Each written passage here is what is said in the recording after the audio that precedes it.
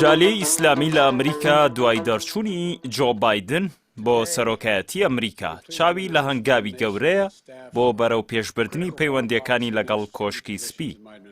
ئەمەش دوای دەربازبوونی لەو قۆناغە سەختەی لە سەرۆکایەتی دۆناڵد ترامپ تێیدا تێدەپەڕێ. بە بڕوای چاودێران جالێی ئیسلامی دەیەوێت سوود لە بردنەوەی بایدن بۆ پشتیوانی موسڵمانان بەگشتی لە ناوخۆ و دەرەوەی ئەمریکا ببینێت.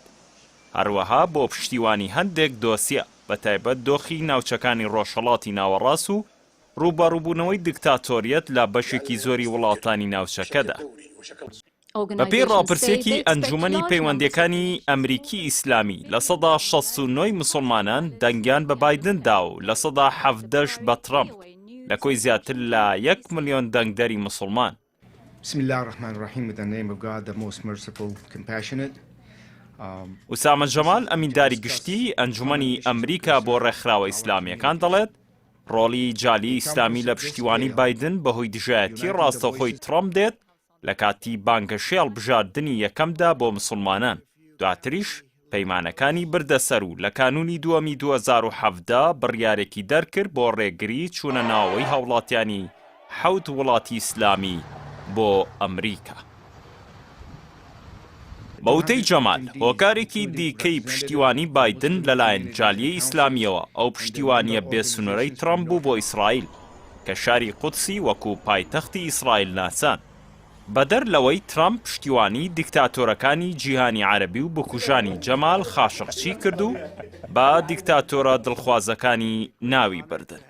هەر لەو بارەوە عەبدول مەوجود دەردیری بەڕێوەبەری سەنتەری دایەلۆگی میسری ئەمریکی لە واشنتن ڕایگەیاند هۆکاری سەرەکی پشتیوانی موسڵمانان لە پاڵێوراوی دیموکراتەکان بۆ ئەوە دەگەڕێتەوە کە بایدن بڕوای وایە موسڵمانان بەشێکی بنەڕەتین لە کۆمەڵگەی هەمەجۆری ئەمریکا.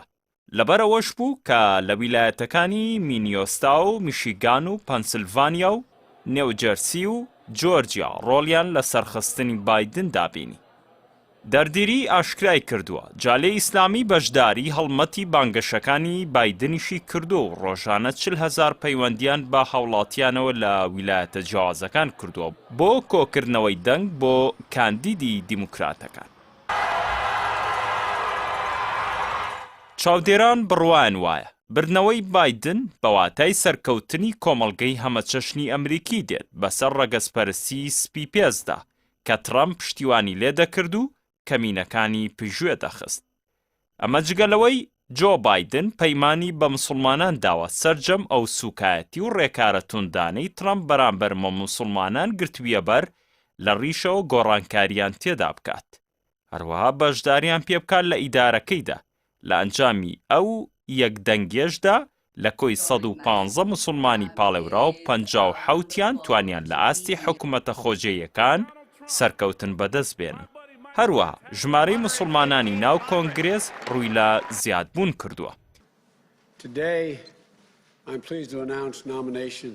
بە بڕوای چاودێران لەسەر بایدن پێویستە ئەو وادانەی بە مسلمانانی داوە لەبارەی چەند دۆسیەکەوە بیباتە سەر بەتایبەت لەبارەی ڕۆژهەڵاتی ناوەڕاست و ئازادکردنی گیراوانی سیاسی و بەرفراوانکردنی بازنەی ڕای ئازاد ئەگەرنا لە هەڵبژاردننی نیوەدا کە 2 ساڵی دیکە بەڕێوە دەچێت دەنگی مسلمانان لە دەست دەدات.